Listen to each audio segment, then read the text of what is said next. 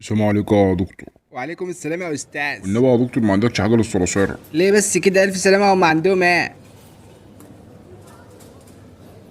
جرى يا دكتور عندهم مغص يا سيدي، انت بتستخف دمك ولا ايه؟ يا باشا والله انت اللي داخل تستظرف، ده صيدليه محترمه مش محل منبتات حشريه. طب خلاص يا دكتور هات لي معجون السنان اللي مراتي بتاخده. الاسم ايه يا باشا؟ اسمها سندس. يا عم وانا مالي بيه، اسمه هو ايه؟ ابوها يعني اسمه عفيفي، بس انا بقول له ايزير. يا باشا وانا شغال في السجل المدني طلع لي شجره العيله، اسم المعجون اللي انت عايزه ايه؟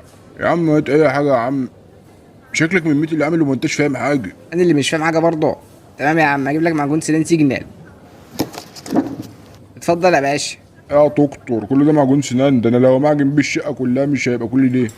يا باشا دي صيدليه الخير والبركه، يعني كل حاجه عندنا كبيره وفيها خير وبركه. انا اول مره اشوف الحكايه دي في حياتي. طب هات لنا فرشه سنان بقى يا باشا. تحت امرك، 5 ثواني اجيبها لك. اتفضل يا باشا، فرشه سنان نص متر اهي. يا عم انتوا مبالغ فيكوا ليه وانا استعمى بيه؟ يا باشا دي صيدليه الخير والبركه، يعني كل حاجه عندنا كبيره وفيها خير ده وبركه. الموضوع شكله بجد بقى، يعني كل حاجه كل حاجه. كل حاجه وكل محتاجه يا فندم. لا ما بدهاش بقى، هخلع انا اشوف اي صيدليه تانية اجيب منها اللي انا عايزه. صيدليه تانية ليه بس يا باشا؟ ده احنا حتى الخير والبركه. يا عم انا كنت عايز اجيب لي بوس، واللبوس الحاجه الوحيده اللي ما ينفعش فيها خير ولا يجوش فيها بركه.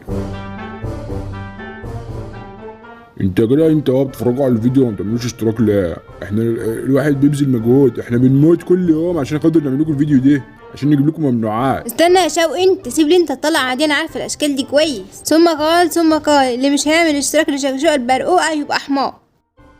يا بنت قلت لك انا ما بحبش برقوقه دي.